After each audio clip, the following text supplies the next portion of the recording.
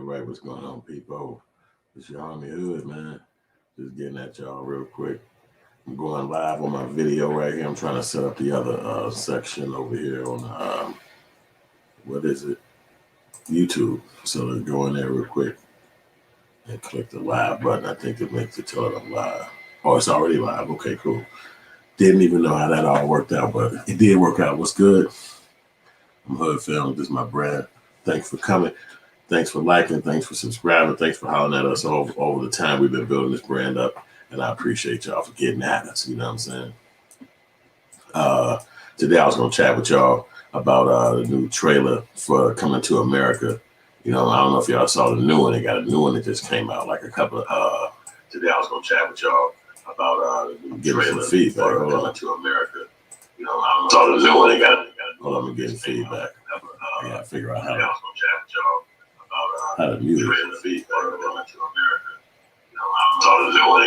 me just figure that out.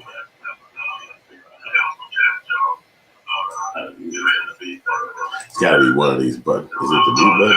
Shit, if I know. Oh, damn mute button. Yeah, so I'm just trying to figure out this live broadcast, man. Just give me a second.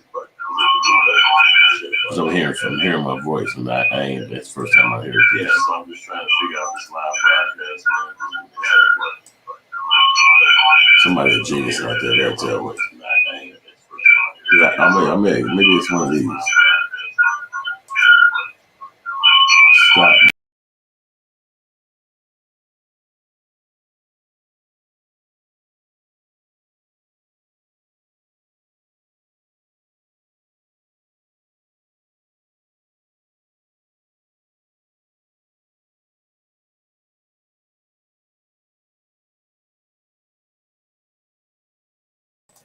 This is it down here, okay? So I don't know if y'all can hear me now. Y'all gotta let me know if you can hear me, because I see that it was at the bottom of the page, but is it? So I think YouTube is the one.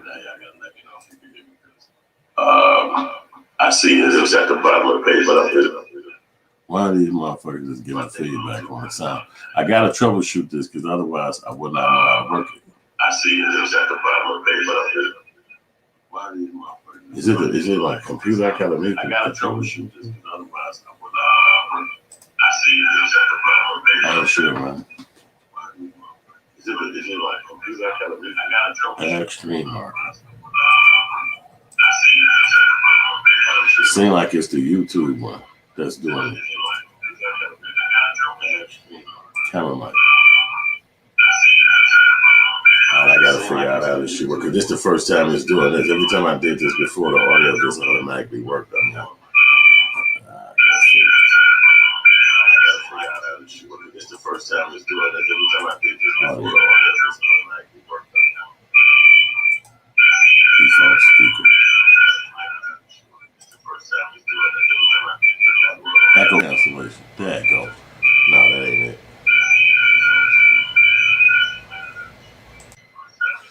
Man, y'all smarter than me on this, man. I just tried to jump on here, but I do not know how this sound shit go.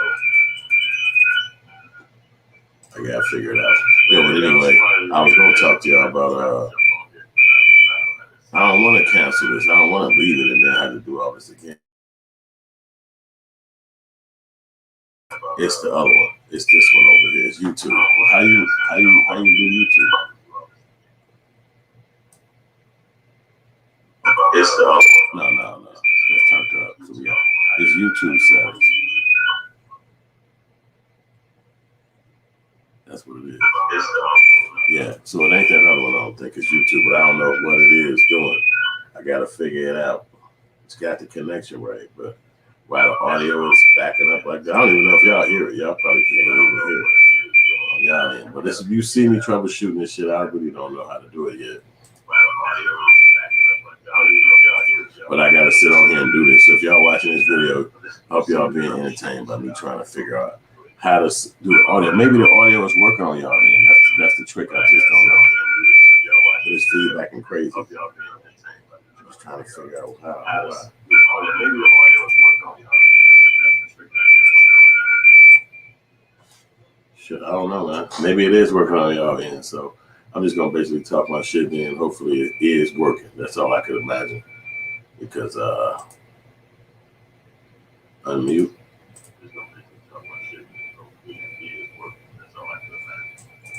Yeah, so that's what I do. Because over here at this StreamYard thing, it looked like it's official over here. So, yo, but anyway, so if y'all haven't seen, the show is Coming to America. It just dropped. It got a new trailer that came out. So I was watching that recently, just a few hours ago, matter of fact. And it's like a whole bunch of new stuff in there that wasn't in the first trailer.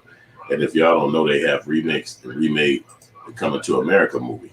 You know what I'm saying? So it's really dope, you know what I mean, what they got going in the movie. I don't know if y'all saw it, if y'all interested in seeing it, but it's really funny and shit. They got Eddie Murphy, Tracy Morgan, Leslie, I forgot the last name of the girl, but she worked on SNL. We got some new actors in there, Arsenio Hall. I mean, they got a gang of people gonna be in this movie. You got the female too that was in the original. So I can't wait to see it. You know what I'm saying? I've been waiting to see a remake on this since I was like 13. I never would have thought it would have took this long to actually put it out, but they didn't do it. So now it's been decade after decade, and we actually about to get a chance to actually see the movie. You know what I'm saying? So that'll be dope when it drop in a couple of weeks. So I hope y'all get a chance to see it too, because Eddie Murphy always been like a favorite comedian of mine.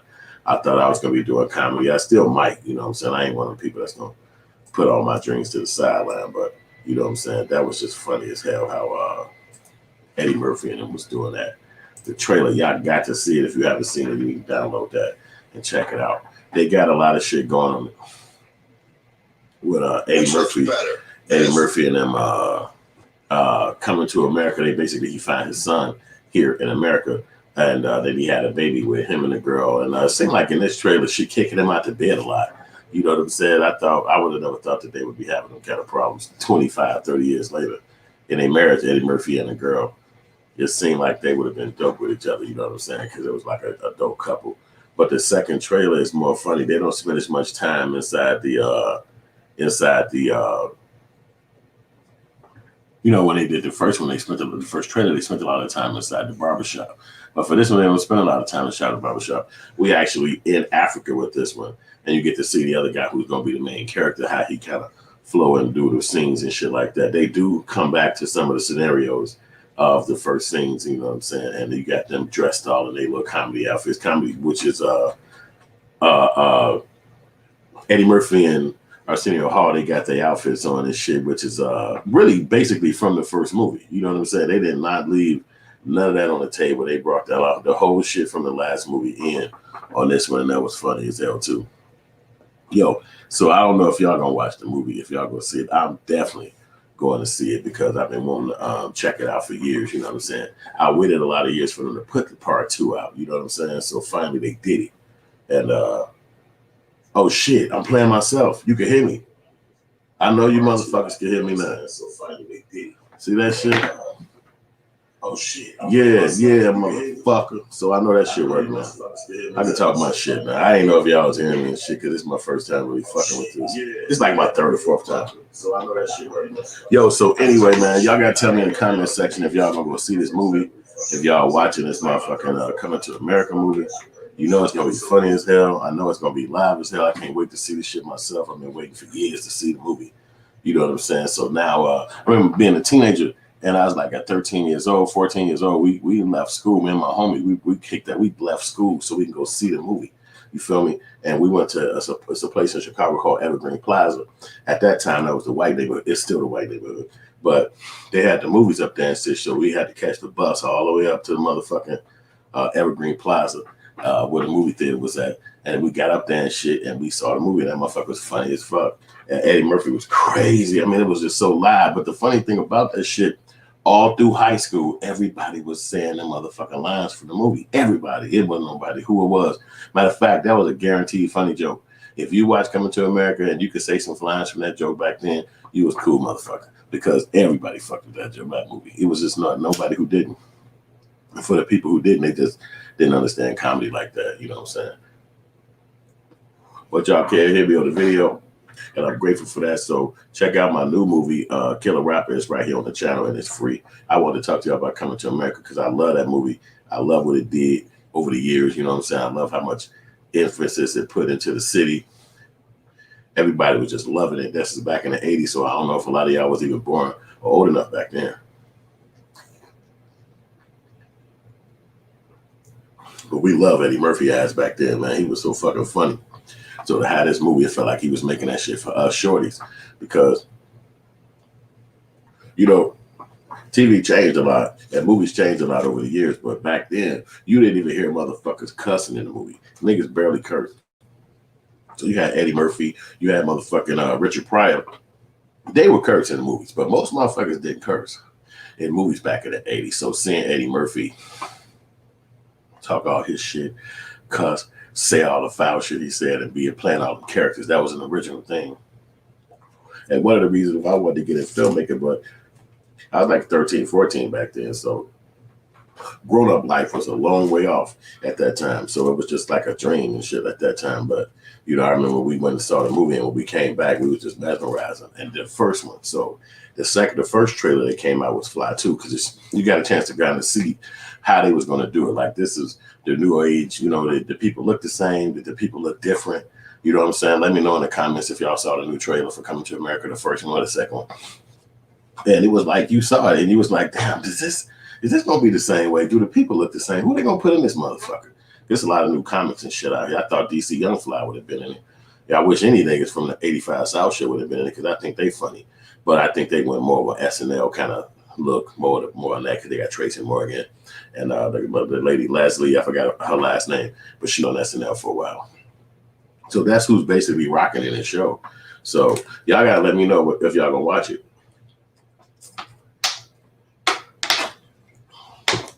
I'm definitely going to see it. They're talking about it's going to come out the first week of March, or like March 12th or some shit like that. So y'all got to let me know if y'all going to check it out. It's going to be on Amazon Prime too. So that's a good thing. You know, Eddie Murphy is like one of the original guys who was able to break down barriers in Hollywood, and he was able to slam dunk with his comedy. So he had white motherfuckers laughing. He had niggas laughing. We actually went to go see Raw too, that movie Raw. I think that was more like after Coming to America when we saw Raw. I can't remember back in the 80s to club tight like that, but it was either we saw Raw first, and then we saw Coming to America, or we saw Coming to America first and we saw Raw, because Eddie Murphy was the fucking Hollywood genius at that point. And that was what we grew up in, you know, Coming to America. He was doing Beverly Hills Cop. He was doing, what else was he doing? He just did so much shit back then. Eddie Murphy was the nigga. He did Beverly Hills Cop, but he had another franchise too that he was rocking with back then, and we just all ran to it. You know what I'm saying? It was the funniest shit. And then Eddie Murphy really didn't do TV, so back then you had to actually go to the fucking movies. You couldn't watch Netflix. You couldn't watch the internet. To physically go sit your ass in the theater and wait for the fucking movie to play. And so that's what it was like. So you never saw Eddie Murphy other than the fact that when you went to the movies. And I was such a fan of him. I even saw that movie Best Defense, which was one of his first movies he acted in, which was in the 80s. It was in a movie with Dudley Moore. And he only had like a very small scene in it. But we really watched the fucking movie because they advertised it like, Eddie Murphy gonna be in this movie called Best Defense. So I'm shorty. I'm like fucking 11. I'm like, I'm watching this shit. Man, about 48 minutes into the fucking movie, Eddie Murphy popped his head out of a fucking tank and say like 5 or 6 words that's funny, and then he jumped back in, and that's it. Whole movie, he wasn't even in the movie no more. And I was like, they faked us out with this bullshit. You talking about clickbait? That was clickbait back in the fucking 80s. So we went and watched the movie. It was whack. So we just now waiting around for when Eddie Murphy gonna do another movie. So he had a TV show on Channel 2. It was some shit. He did something, some little variety show he did very briefly on Channel 2. He probably had like 2 episodes of the shit. And I watched that as a kid. That was, at Channel 2 was CBS, but in Chicago was Channel 2. But so he had a short stint on that. And then after he did that, that's when he started coming out with the 48 Hours was the other franchise. And so he started popping them out.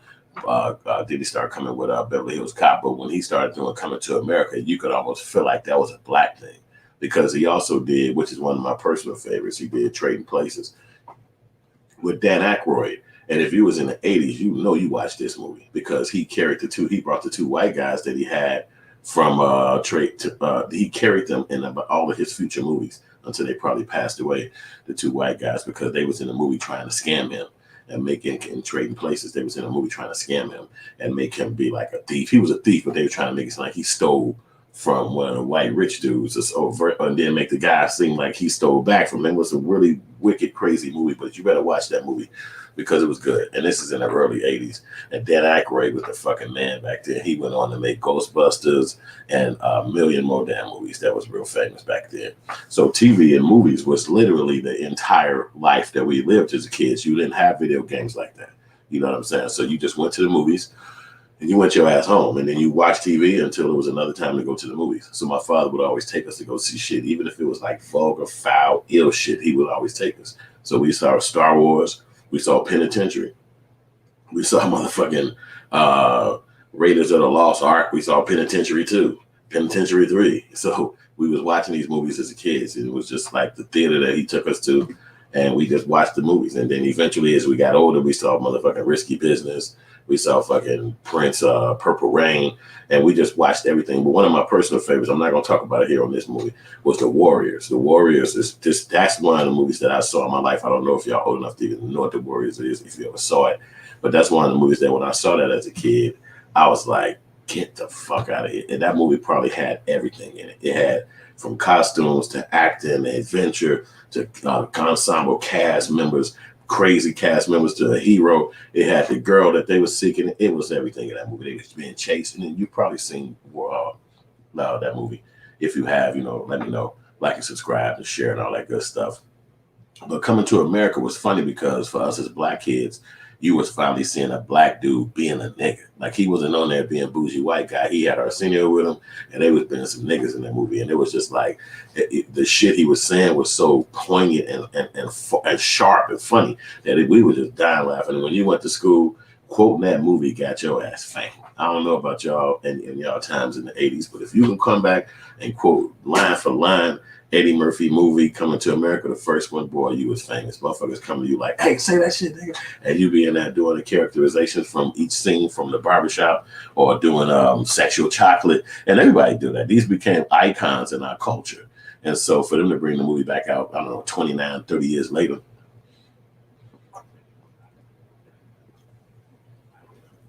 it's actually dope because it allow us, I'm 40 something now. So it's like something from my youth that they carried up.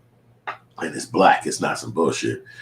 It's some black shit which was a part of my youth. And I laughed my ass off as a kid. And I remember the date. I remember the weekend. I remember everything about going to see that movie. I remember coming to the crib, going to school, me and my homie cracking jokes for weeks and months about what we saw, what we liked about them. We were just talking shit in school. I think we was in trigonometry. Niggas didn't fucking study nothing.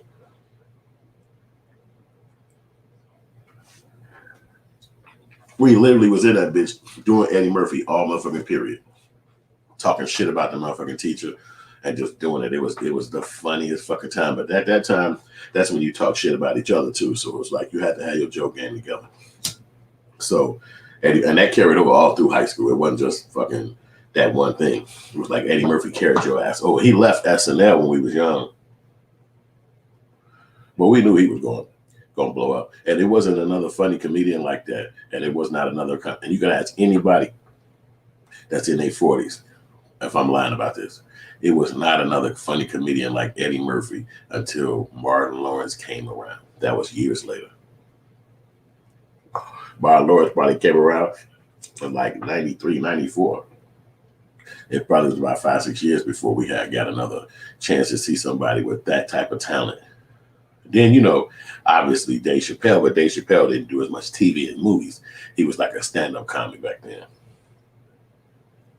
So I just wanted to chat about what it was like to be a part of that. So the new trailer that's out now, they cut a lot of the movie in there. So you really get to see a lot of the movie now. So that's why I wanted to talk about it, because it's like back in the first movie, it was one scene of what Africa was. And if you saw the first one, they really only showed you Africa when in the beginning, when he was kind of walking around in the beginning. Didn't really believe that was Africa back then. It was like, nah, this ain't no fucking Africa. Because I was a shorty. I just knew it wasn't Africa. I'm like, nah. They had all the animals walking around kind of controlled and shit in the first movie. And I'm like, this ain't no fucking Africa. But okay, cool. That was the scenario. Then he went to the crib. They had him inside his mansion. And the girls and shit was with him, hooking him up. So Then the second one come, now you see the trailer. They literally gonna be doing a lot more in Africa. They even mentioned Wakanda in this one, which was not even a fucking word back when we was teenagers watching this first movie. So they talking about, so this ain't what Wakanda is fictitious. Niggas Zamunda with fictitious too, motherfucker. So that's really weird that in Black History Month, they have us blacks in America celebrating fictitious places in Africa. Like, what the fuck kind of white supremacy is that? Like, is that some real wicked white supremacy? We're fucking, but you know what? Think about this shit. White people follow fictitious shit too. Plato, Socrates, motherfucking Vikings. All of that shit is not real. I mean, it probably is real to some extent, but they wouldn't have no fucking record of knowing how real that shit is. I mean, just books and information like we got. But we're not making movies. Like, you don't see Tyler Perry make a movie about Socrates, how he was fucking the hoes back in the goddamn 436 AD or whatever the fuck time that was. You don't see too much movies of black people trying to dictate to white people what is culture in their culture.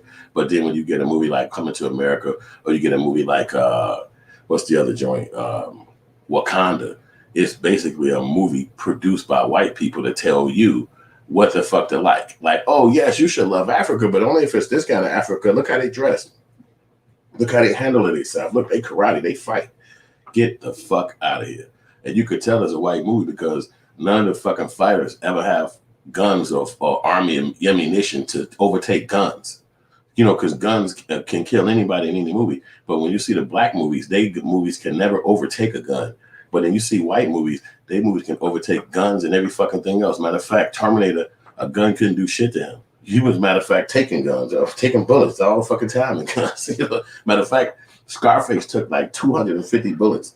But every movie a nigga in, a bullet could kill the shit out of his ass, because that's white people's defense. They'll kill our ass with guns. So their movies are not going to be that far-fetched from that.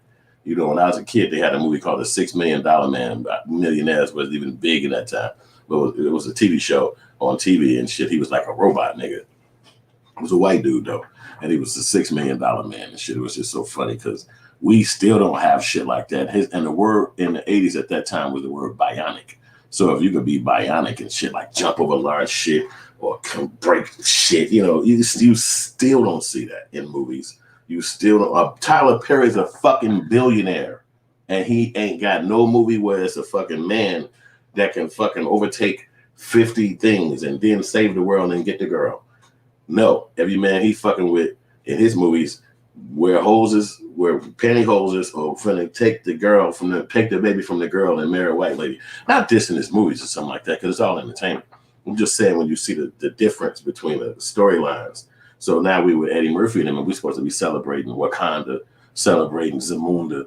Nigga, what about the real motherfucking Africa? We've been over here 400 fucking years, and none of us got no connection to Africa. We don't speak no languages. We don't got no African homies. We don't do none of that shit. We just basically American pets and shit around this motherfucker. When they tell our ass to do some shit, we go stand up and teach their ass how to dance. Come on, stanky leg, stanky, ooh, bop. And motherfuckers be like, oh shit, damn. The white kids come dance with your ass, and then after 5:30 at 9 o'clock, they jump on a train and go back to the suburbs. So I look at Eddie Murphy movie in them, and I ain't hating on the fact that it's a fake Africa, but it's still cool. And we fake black people. I mean, that's a word they made up. That's not who the fuck we are. We're not African Americans or black. Those just words people made up. We just attach ourselves to it so you can be attached to something. So you don't just be walking around this motherfucker with nothing. So I mean, that's what it is and shit. So, you know, but I'ma still watch the motherfucking movie. That's no question, because, you know, you talk about being a teenager at 13, 14. I thought they would have remade this shit 25 fucking times over the years, but it's not like that. They never did this shit over. They never remade this movie. They never came up with another version of this shit. They basically was like, fuck this movie. And that was it. And I remember when I was young, Eddie Murphy was always being sued about this movie, because I don't remember the numbers, because I wasn't really studying filmmaking like that. I was 13, 14 years old. But the numbers was heavy on this movie. It was big. So by the time it dropped and really hit the streets, it was people suing the shit out of Eddie Murphy for this movie. It was my movie. He stole my story. I don't know if that was real. I was a kid, but I just remember the storylines, and I do remember him responding a few times to some people. But did they sue him? Was it not sued? It felt like that movie was so successful for him as a black filmmaker that 30 years later, he finally got a chance where he can make the movie, and all them haters that was coming out back then and probably died off or went on with their motherfucking life, you know, And ultimately, you know, Lionsgate or whatever the white company, it's really the motherfuckers who own it. Because as a writer, what you do is you come with a script and it's a piece of fucking 190 piece of paper, sheets. You hand it to the white boss at the motherfucking white company and they tell you what the fuck you can do. And after they tell you what the fuck they're going to give you and that you can do, they take your ass and you can go shoot your fucking movie. When you shoot your fucking movie, they tell you up front before they even hit your ass with that money, we own this bitch. Now sign that before you know what's going on. And then that's what it is. If you're lucky, you might get director's cut. You might get some say-so in the final fucking look of the movie. But more than likely, since you don't own shit, you don't get no final cut, no final say-so. The motherfuckers in charge do. And so that's who own it because they bought it from you. And so when they put it out in the streets and they make the money, they're not going to pay you until they recuperate the money that they made before they hit you to go shoot the movie. That's up to you if you rock like that. There's nothing wrong with that. Get your money. I think they sold to Netflix for like 125 million. This movie.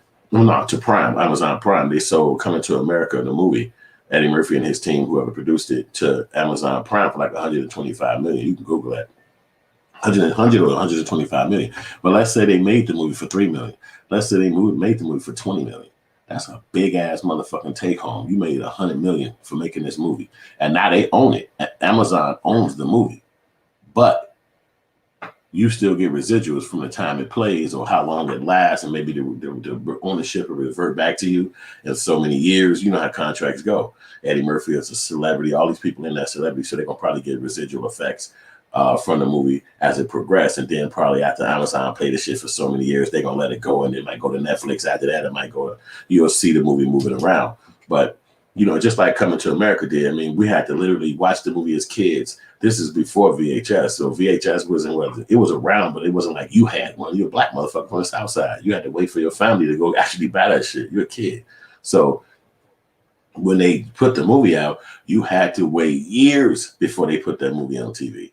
And so that's the only way you saw the movie at your crib. They would do it called a made for television. Like they basically re-edited the movie so that it would be cut at certain points when commercials came on.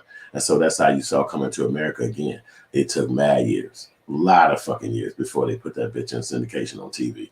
But when you're a kid and you look up to Eddie Murphy, there's somebody who you fuck with in the comedy world, like you love this nigga, and you gotta wait years and decades for this movie to drop on TV. And that's what it was. So you're gonna see a lot of people that's in my age and shit like that trying to really go see the movie because it's like we were shorties and that's when we were popping. You know, if the internet was around back then, all you motherfuckers would be like, damn, they crazy than a bitch, man. Because we just didn't have the internet.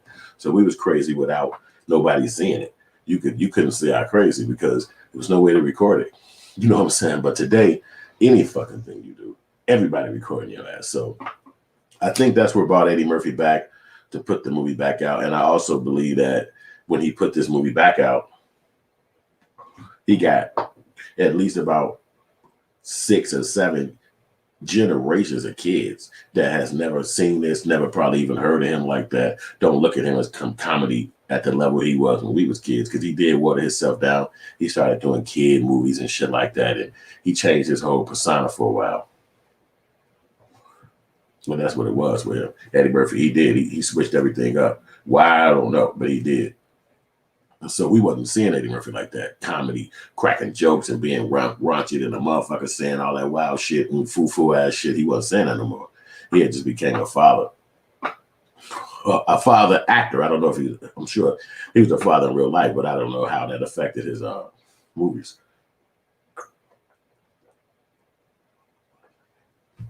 But that shit was fun watching that movie.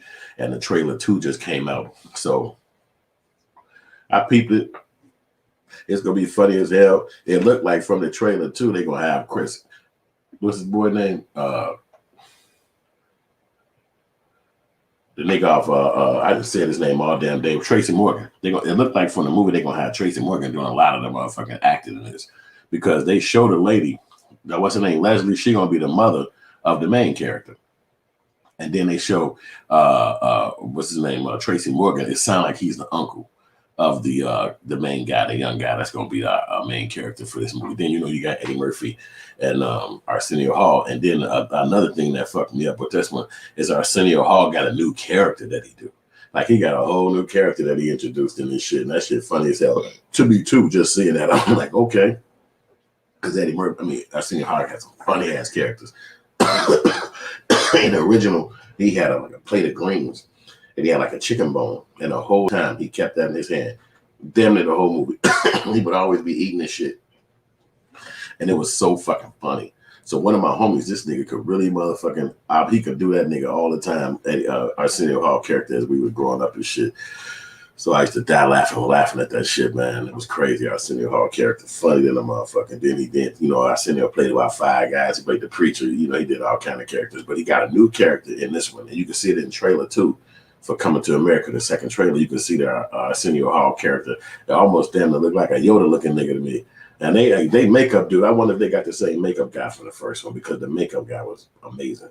It was one character in the first one that was actually Eddie Murphy, and I didn't know it. I watched the whole movie, and I never knew that was Eddie Murphy until after I got to theater, and they started talking about the movie, and it was like, wait a minute, that was Eddie Murphy? I never would have fucking knew that shit. Eddie Murphy was crazy than a motherfucker back then. And so, it was crazy seeing all that shit, just seeing Eddie Murphy do his thing. This is going to be a dope movie. I know y'all gonna watch this motherfucker with me. I know y'all gonna check it out. I'm doing filmmaking 24/7. That's what I do. I'm in that shit. That's what I do. So back then I was a kid looking at it and wanting to do it. I was a little child back then. But now as I'm an older guy, I made sure I chased my dream. I didn't give a fuck because, that's just who I am. I'm different from a lot of motherfuckers. I'm gonna go out the mine. But I ain't just gonna go out the mine. I'm gonna actually have something that you can see. I ain't finna have no white box. I ain't finna have no motherfucker telling me shit to do. No way and no how. I'm gonna be creating that shit myself with my hands. It might take a little time. It might be a little low budget. It might not have a whole lot of this, that, and the third in it, but it's gonna be mine. It's gonna be official. I'm gonna be 100% on that shit. I'm gonna push that shit to the world. Matter of fact, if you check out my video before this video, you can see how I show you how to talk to white people, because when I was out there hustling on the streets, I always hustled in the hood, on the south side, on the west side. I hustled on the streets, on the train, on the bus. But then I started going downtown Chicago, which I already did, but we used to just go down there to smoke weed and kick it. You know what I'm saying? I was a shorty. I hustled on the street, but when I got a little older, I was like, yo, fuck that. I'm finna go do this shit seriously. And I went downtown and started hustling on the streets, but I couldn't really connect to white people like that. They just walk right past me like, if you from Chicago, this ain't like Atlanta. It ain't nothing but white people downtown Chicago. In Atlanta, you might see a lot more black folks. In this bitch, it ain't nothing but Caucasians every fucking way you look. So if they walking past you, you really fuck. You getting less sales. You getting less sales. It's bad. So I started seeing another motherfucker who was out there hustling. He was selling female makeup, and he was with some Spanish people. But just saw him from a distance. They was killing their ass out there. And so I ended up hollering at the bro one day. I'm like, nigga, show me how the fuck you stopping these bitches. How the fuck are you getting this money? So then he took me to the north side of Michigan Avenue, which is where all the shopping district, they call that shit Magnificent Mile. And then he started showing me how to motherfucking talk to white people. It took a while though for me to get it, because it's a vibe you gotta have to talk to different cultures and different people from different worlds. And then by the time I linked up with some other motherfuckers down there, I had that shit. But you can watch the video before this video, and it'll tell you all about all that. And I let you see some of the interviews with the people that we met out there on the street. And I got like a whole gang of more shit to talk about that. But that officially happened. And I want y'all to know that this Black History Month. So I'm like, fuck that. I learned how to do this shit. I'm gonna let motherfuckers know how to do this shit, because you might come in contact with Caucasians. And so most times you come in contact with Caucasians, it's like your boss or somebody that you gotta go talk to get something done. This is a different hustle. This ain't white people This ain't white people you gonna talk to again. This the whole world. This like motherfuckers from all over the fucking way, and what they call it, North Africa to fucking Switzerland. You know what I'm saying? Finland and shit. And they just all come to Chicago, because Chicago's like, you already know, it's like a world-class town, and everybody know about it. It's got a rich-ass culture. So I created a product that will allow them to come and communicate with me. And then it just all worked out. But I break that down to y'all in my video before this. And if you want to know about that shit, go give it a listen. You know what I'm saying? But this video was about Coming to America, because I want to talk about that too, because these movies like that was inspirational to me when I was a shorty. And I just liked it. I liked experiencing the movies and laughing. And, you innocent at that time. You like a little kid. So you're not really thinking about the tough times in life that's going to come. The shit you might, family members dying. You got to move away from friends. Whatever the fuck life come. But those moments when, like, you could forget everything. And then you could just literally laugh. And it's nothing about I mean, if you ever saw Coming to America, the first one, the comedy in that movie is so fucking funny. It's crazy. So they literally got a high bar to match. If you come out with this second one and you don't match this bar, you playing games. You just playing games because you got to match the bar from the first one because the comedy was so serious. And I'm not even imagining Eddie Murphy couldn't do this because this nigga was one of the funniest motherfuckers in the world. And all of us know that love comedy or look up to him as a comedian know that this nigga can do anything. So I'm not even thinking that and especially coming with Arsenio Hall, you got both of their comedy genius coming together and putting this down because, you know, that's what happened in the first one. And I remember being a kid saying, damn, I wonder what the fucking behind the scenes videos would have been like. Man, they should always release that. Like, what was the behind the scenes videos like when they was out there kicking it, bringing up ideas and, you know, channeling ideas between each other while they was on the set? You know, that got to be one of the funniest motherfucking times in history. But since the bullshit went down with Arsenio Hall and them and Eddie Murphy and they got sued so much from Coming to America, they never made another one. It's been 30 something years. They never made a number.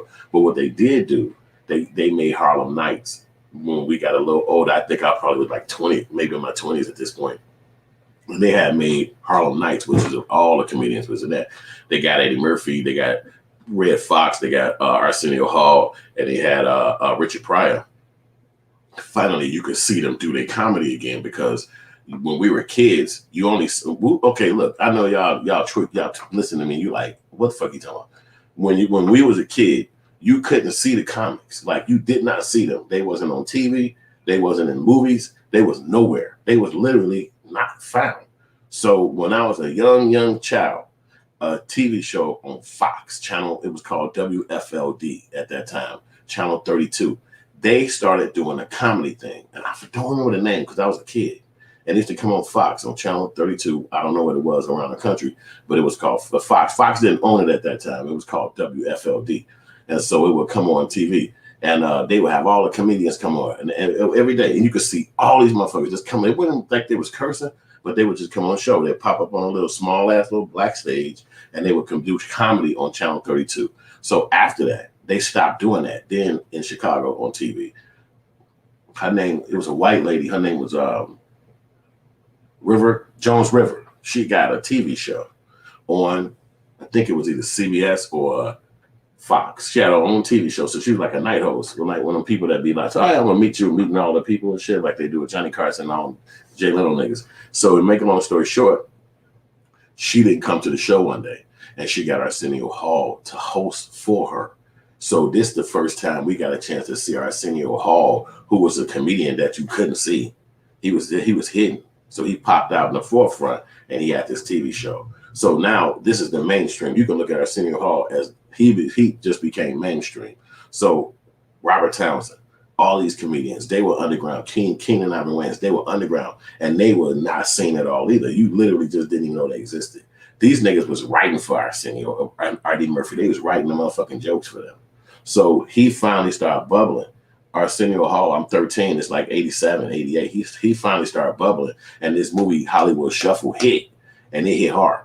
You want to call it viral, you want to call it bootleg, whatever the fuck, that shit hit hard. So everybody in the world was on some Hollywood Shuffle. It was now you could rent the videotapes from the store. So I'm getting you renting the videotapes and shit, and this is something that at this time his movie didn't go to the theaters. It went straight to tape, straight to VHS. So you can go rent Hollywood Shuffle. You need to go see that movie because it's deep and it's black and it's very important in the black culture. You should probably see that movie. It came out mad years ago. I was 13. This is 87, 88. So making a long story short, so now they got an underground game and they got Arsenio Hall, who had just took over for her. And now he got a TV show. So he interviewing comics on his show. Eventually, over time, everybody had probably got on there. But we was young. So only motherfucker we wanted to see was Eddie Murphy. That's it. This is like 89, 88. He couldn't get Eddie Murphy on there. Eddie Murphy busy. The people booking the show, they never would get Eddie Murphy on the show. It was a long time before Eddie Murphy got on there. And then finally Eddie Murphy came on there. They broadcast that shit. Yo, Eddie Murphy gonna be on Arsenio Hall. All of us break into the crib because remember, there's no internet. There's no video games. There's none of that shit. And if you had that, God bless you, because we didn't. So it was like, okay, Arsenio gonna be on, Eddie Murphy gonna be on here. We get on that motherfucker, watch it. You only gotta, before the commercial breaks, he was funny as fuck, crazy as hell. They even started doing a joke on Arsenio Hall saying, yeah, his best friend is Eddie Murphy. His best, because this is the 80s, this back then. So it was always a joke going on Arsenio Hall talking about how his best friend was Eddie Murphy, because when Eddie Murphy came on the show, it was the funniest fucking show. So literally we was all waiting for Eddie Murphy to come on the fucking show. And so it took another year or two before he came back. He watched Arsenio Hall show, don't get me wrong. We all watched his show up until that time. Then Eddie Murphy would come back and everybody rush over there and see it again. So you're talking about an icon. He was an icon back then, before the internet, before all that. Then obviously he came out with Raw, which you probably was at that time, again, like I said at the beginning of this video, it was all about profanity. So if you could curse, that's what made you provocative. That's what made somebody want to fuck with you. Matter of fact, Too Short was a rapper, same time frame. He had an album called, a song. I don't know if it was an album or a song called Cuss Words. I think it was just a song. So that's what the song was called. So literally, I'm like a little kid. When you get this song, you go upstairs, hide in the shit, close the door, and you play this motherfucker. Cuss words, just let them flow. Motherfucking shit, goddamn asshole. And I'm like 9, 10 years old. We like, oh my God, these fucking words. I'm like, you see this shit? You rewinding it. The whole song was about cuss words. This was provocative as shit. I'm telling you, you had to hide. You couldn't let people hear this. But then eventually they tore all them walls down, and people said, "Fuck, they want to sell now." But at this time, this is what it was. So hearing Eddie Murphy curse like that, it was like, oh my God, this nigga is crazy. He's saying anything he want to say. So we would watch him like a hawk. This is back in the day. He even had a movie called Golden Child. I went to the fucking movies to see Golden Child. Now I'm older. This is the worst fucking movie I ever saw in my life. But back then, it was like, the lady in the movie was so fucking pretty to me. I was like, this is my girlfriend. And it was a bullshit ass movie. And now I'm way older. I know Eddie Murphy probably owed their ass a movie. And they was like, yeah, take this script. He was like, fuck it, I'll do it. Give you motherfuckers this movie so I can get out this contract. But he did that movie. And it was some bullshit. You know what I'm saying? And I watched it as a kid. I went right to the movies and watched that shit.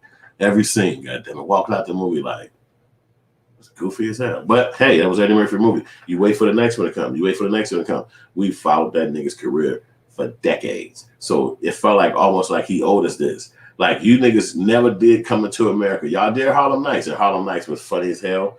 You never seen it. From the opening scene to the ending, you got motherfucking all of the greats. Red Fox, who was funny as hell. You got motherfucking Richard Pryor, who was funny as hell. Della Reese was in it. Man, y'all, I know y'all probably seen this movie, because you wouldn't be here watching this if you wasn't a fan of Eddie Murphy. So we watched that movie too, and we enjoyed it. So it was just a dope ass movie to see, with all of the comics from that time frame coming together finally in a movie. And obviously they were suing Eddie Murphy, so he could never do the remake to this movie.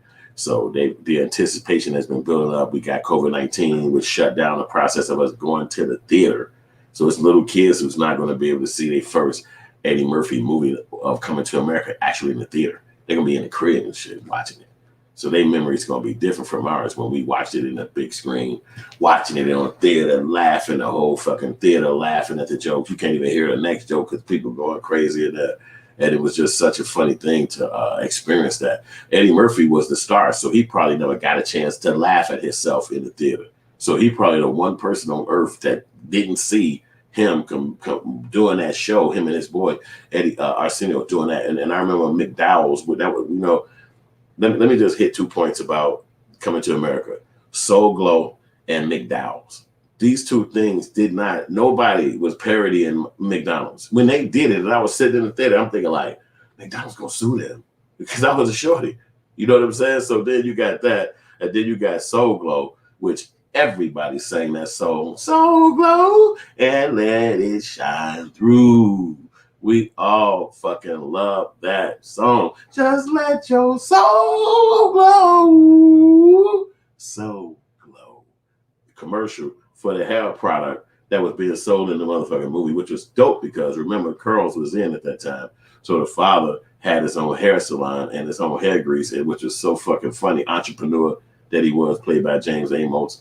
And then, so we laughed at that. We and you know, in some places in New York, I think at some time, I don't know if it's Christmas, they always do a version of McDowell's, like they do the McDonald's up there, like McDowell's up there. I think it's in New York somewhere. It might be the actual fucking spot that they did the movie in. We was kids.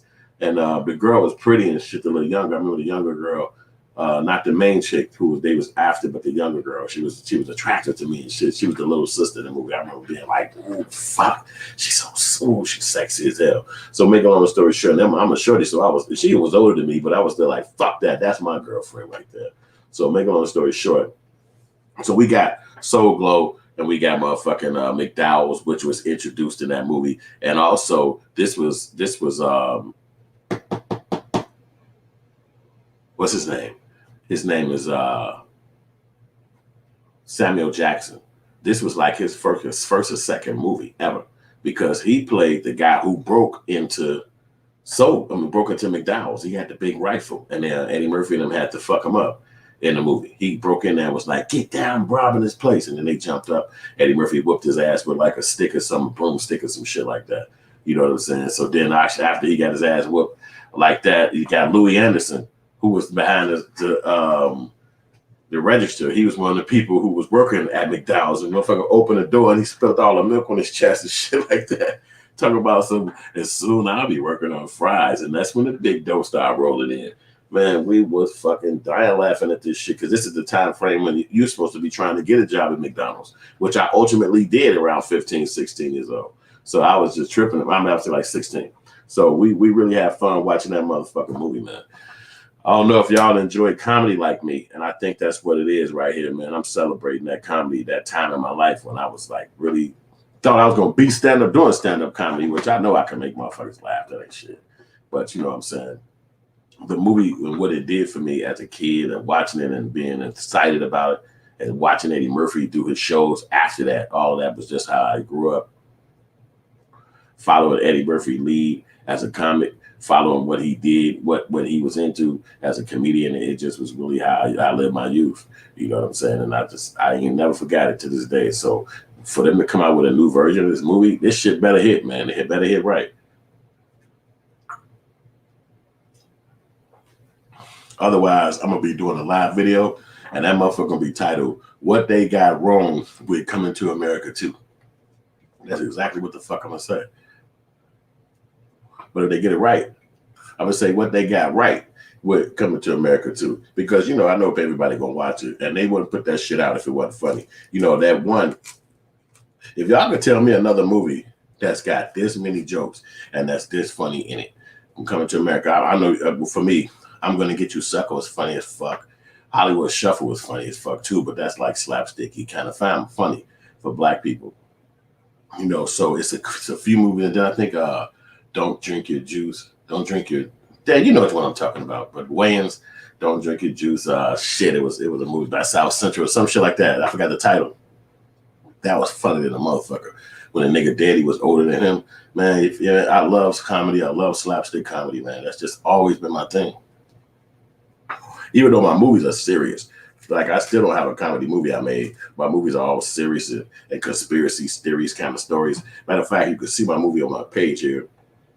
It's for the free 99. It's called Killer Rapper. It's a serious movie. It's like a mystery and it's a thriller, action, and all that shit going on in it. So be definitely go check that out, because I put it up there so you will know exactly what I do as a creative. You know what I'm saying? How much I love filmmaking and how much effort I put into it. You know what I'm saying? But I want to make sure I go see Coming to America. I hope you motherfuckers go see Coming to America so we can chop it up and talk shit about it and see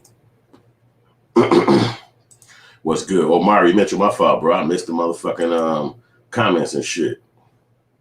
Yeah, I feel you though, bro. He got his kids. That's why. Yeah, I think that's why he switched it up. It is. Yeah, that's facts, bro. It is though. I think so too, because he was with his kids, and I think that's what made him, you know, chill back and shit and do a lot more. Because I think he did like Professor. Nutty Professor was funny, but I think that was still more of a watered down thing. And then I think he did what's that motherfucker that got all the animals and shit? I forgot that. I think Raven Simone or somebody played in it with him. But it was like he was playing like an animal. It was a little, I forgot the name of that movie. Doolittle. That's that motherfucker. Dr. Doolittle. So he did that too. But you know, you can tell his movies was more kind of chill. But when Eddie Murphy did that one movie with the singing and shit in it, Chicago, I think was the name of it. That was a motherfucking miracle. He really did it dope, because he wasn't necessarily playing a comic. He was playing like a singer that was going through the turmoils at that time, which was before I was born. So I kind of liked him. He was supposed to get an Oscar in that. But that one dude, that one movie he came out, I didn't like, which was he played like two of them I wasn't really fucking with. Like Bowfinger was whack to me, and he did another one called I forgot the lady name. It was some kind of female that he played in this movie, Rasputia, but I forgot the name of the movie. You know what I'm saying? So that one, I couldn't fuck with that. I couldn't fuck with that. And then he did another one. He was something like a healing nigga, where he was healing people or some shit. He be having some quirky ass. I think that healing movie, he was in that joint with Steve Martin, or either Bowfinger was with Steve Martin, one of them motherfuckers. So it was a couple of movies that I couldn't fuck with Eddie Murphy. It was just like not my style. I was like, I can't fuck with the nigga. I ain't gonna even keep it fake. That ain't my moment. Well, one day they had Showtime and HBO at this time. You know what I'm saying? You could still watch VHS or DVDs was coming around, but they would always play these movies on HBO and Showtime. His movies, which would be like Bowfinger or that movie. I think he did another movie that was garbage too, called Dave. But I think Kevin Hart was in that, and this was like garbage. You know, I tried to watch it; it was just like fucking garbage, and I was like, "What is wrong with Eddie Murphy?" But I think that he owed these people, he owed them deals. You know, like Beverly Hills Cop 3, the third one, when he was doing some motherfucker like Wally Wonderworld. I was like, man, what the fuck is this, man? But I understand he probably had to fulfill contracts. He probably has stories that people was willing to look at, but he had to do what he had to do to fucking get them across, and it just didn't come together. It was just whack. But Beverly Hills Cop 1 and 2 was fucking fly. 48 Hours 1 and 2, fly movies, good movies. You know what I'm saying? He had a lot of shit that was good, you know. But the other movies, it's just I couldn't fuck with them. You know, but Eddie Murphy, we all fans of him. So I know that in the future his new movies is gonna be better. And he an old nigga now. You could see in his face in this film, like you could tell he don't look gray and shit like that, but you could tell that he's an old motherfucking man, kind of speaking this, especially Arsenio Hall too. You could tell that their faces are different from the time back then. They're almost like they was in their 20s or 30s back then. Now these motherfuckers look older than a bitch. But you know what I'm saying? It's cool though, because I fuck with them niggas. I've been fucking with them niggas, you know what I'm saying? So y'all, thank you for watching this video. I'm finna get back and do my thing. I got lots of shit I'm finna do tonight, but I want y'all to check out my new book. It's called How to Make a Hood Movie. You can check this on Amazon. It's gonna make you be able to, you can make a goddamn movie like Arsenio Hall and Eddie Murphy. You know, I got this book right here. I put it together and I want y'all to check it out. This is my new movie right here, Killer Rapper. You can see this movie right now. It's on this channel, and I got it for free. For $3.99. It's an hour long and it's official in the bitch. It's like an action movie and shit. It's got a whole lot of wild shit going on it. It's some Black Power shit too. Hey, boy, I went hard on this one, man. And I found out about the story because I had heard a song by KRS-One about like 2007 called Killer Rapper. And then I wrote a script about that shit. And then I just tried to get it done a few times over the years, but it just wouldn't come together. And then this time I was like, you know what? Fuck that. I'm finna play the main character in this shit. And then I got some motherfucking producers who was rocking with me. And we put this motherfucking movie together. And that bitch came together. It's right. So y'all need to holler at that movie. It's free. Get at it. And thanks for coming to the channel. Check out some of the other videos. Like and subscribe. And I appreciate y'all coming to holler at me over here at Hood Films channel. We building this thing up. We're going to be talking about all kind of stuff over here. Filming, producing, YouTube, creating, all that stuff, man. Because that's what I do. I do that anyway. You know what I'm saying? You get to tell your story when you come here. You know what I'm saying? I got booklets, man, of just filmmaking techniques that we can fucking do right here at this motherfucking channel. You see it saying Hood Films on the forums. You see it's got the watermark. And so we're going to be trying to do some of these filmmaking techniques. You feel me? What this one say? Make a participatory film. You want to know what a participatory film is? Come back to my channel and we're going to break that down. And then we're going to make one. We're going to a Flaherty style film. You feel me? All this stuff is why I went and got a master's degree in filmmaking, because I love this shit. And I got my master's because I heard Spike Lee say that shit back when I was a kid on TV. So we're going to dramatize a location. You know what I'm saying? I've been doing that for years too. And some of my independent films I got on these streets. But my movie right there is called Killer Rapper. And I got a couple other joints that's in the playlist that you can look at. Like one of my movies just turned 20 years old. It's called Hood Life. I made the movie in 2001. It was literally the weekend of 9/11 when it was finished. But here we are, 2021, and my new movie, Killer Rapper, is out and got a fucking pandemic. So don't let, you gotta know when I do some shit, it's like motherfucking world craziness happening every year, every time. So we got 9/11 when I shot that movie, Killer Hood Life, in 2001. We didn't know it was gonna be fucking 9/11. I was just going to get the film off the editing system, and all of a sudden the bombs started going off in the fucking TV. And so I'm waiting for my movie to get done so I can show it to my homies. And the fucking bombing has happened that same day. So by the time I got to the hood to show the homies, everybody like, hey, nigga, I think we're going to have to watch this another day, nigga, because this motherfucker looks like a war popping off in this bitch. So I never got a chance to show them that night. So it took a few days to go down before we actually could show the movie Hood Life, which it makes 20 years old this year. So I'm trying to make a remake of that movie and add a whole lot of doper shit in it, because it was 20 years ago. I didn't really know what the fuck I was doing, but now I got a master's degree, 20 movies under my belt, street shit. My new joint right here is free. I didn't even want to try to charge y'all for that, because I'm like, people gonna be like, who is Hood Films? Like, I don't know nothing about no motherfucking Hood Film. Who is dude? Why he keep saying Hood Films though?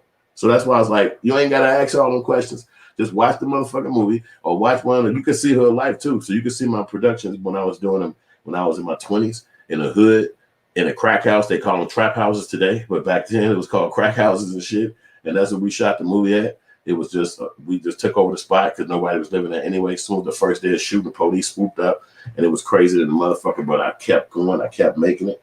And then we make the movie happen. It's called Hood Life. You're gonna like the story. It's dope as a motherfucker.